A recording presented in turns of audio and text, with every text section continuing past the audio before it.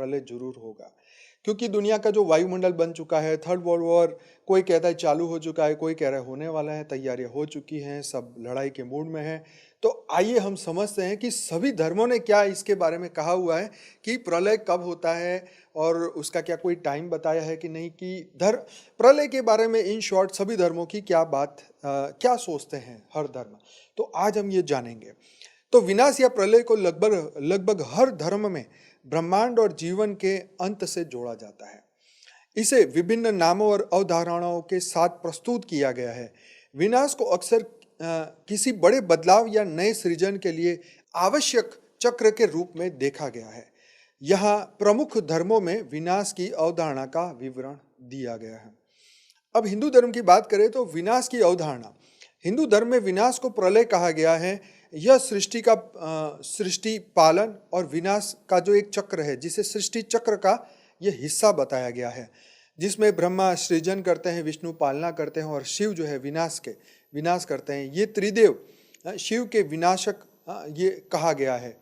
मतलब भगवान शिव ने जब रचना की, ब्रह्मा विष्णु शंकर को बनाया और तीनों को ये ड्यूटी दी। तो अब आता है नित्य प्रलय, जो हर दिन की समाप्ति पर यह होता है नित्य प्रलय। नैमित्तिक प्रलय जो ब्रह्मा के एक दिन, जिसे कल्प कहते हैं, उसके अंत में होता है।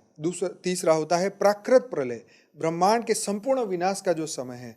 आगे है अत्यंतिक प्रलय, आत्मा का परमात्मा में विलय हो जाना। शिव पुराण और भागवत पुराण में प्रलय के बताया हुआ है कि प्रलय के समय आग, जल और अन्य प्राकृतिक शक्तियों से सृष्टि का विनाश होता है और फिर नई सृष्टि की शुरुआत होती है। जब अधर्म बढ़ता है और धर्म घटता है तो भगवान कहते हैं कि मैं विनाश करता हूँ। तो ये भगवत गीता में श्लोक 7 से 8 में और अध्याय 4 में बताया हुआ है। अब इस्लाम धर्म कहता है कि इस्लाम में विनाश को कयामत का दिन कहा गया है, डे ऑफ जजमेंट कहा गया है। यह वह दिन है जब पूरी दुनिया का अंत होगा और हर जीवित आत्मा अल्लाह के सामने पेश होगी। तो मुख्य सिद्धांत यह है कि कयामत के दिन हर चीज नष्ट हो जाएगी और नई सृष्टि आखिरी फैसला उस दिन होगा। अच्छे कर्म वालों को जन्नत स्वर्ग मिलेगा और पापियों को जहन्नुम नरक में भेजा जाएगा। कुरान का जो वर्णन है उसमें कहा है कि जिस दिन सूरज और चांद मिल जाएंगे और पहाड़ धूल बन जाएंगे। तो ये सूरह अल नाजियत में लिखा हुआ है, कयामत के दिन सब कुछ खत्म हो जाएगा और ईश्वर नई सृष्टि करेगा। ईसाई धर्म में कहा है कि ईसाई धर्म में इसे apocalypse, the end of the world कहा गया है। बाइबल में इसे अंतिम दिन का उल्लेख है जब ईश्वर न्याय करेंगे। तो इसमें यीशु मसीह के पुनरागमन के समय विनाश होगा और अच्छे और बुरे का न्याय किया जाएगा, जहां अंतिम युद्ध आर्मगेडन के नाम के बाद नया स्वर्ग और नई धरती बनाई जाएगी। तो अंतिम युद्ध जो है ये शब्द यूज किया गया।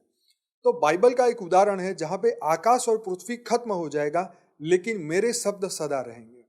ऐसा मैथ्यू 24.35 में लिखा है, पृथ्वी आग से नष्ट हो जाएगी और नई दुनिया का सर्जन होगा। तो ये बाइबल में बताई हुई बात है।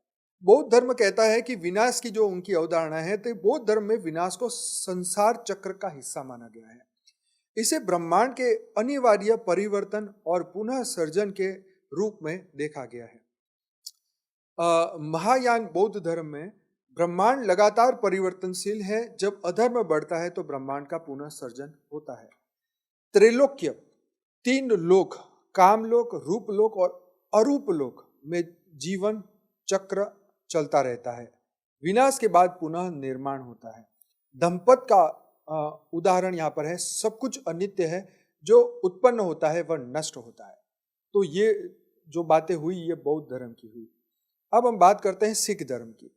तो उनमें भी विनाश की अवधारणा है। सिख धर्म में विनाश को ब्रह्मांडीय परिवर्तन के रूप में देखा जाता है, जहां हरि ईश्वर ने सृष्टि को बनाया है और वह इसे नष्ट कर सकता है। गुरु ग्रंथ साहिब कहते हैं कि पृथ्वी, आकाश और सब कुछ ईश्वर की मर्जी से चलता है।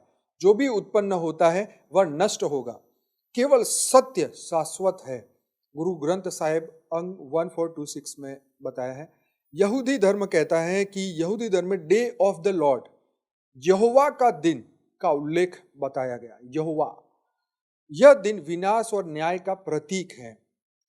विनाश के बाद नया युग आएगा जिसमें केवल धार्मिक और धर्मनिष्ठ लोग रहेंगे। तोरा मतलब यहूदी धर्म ग्रंथ है।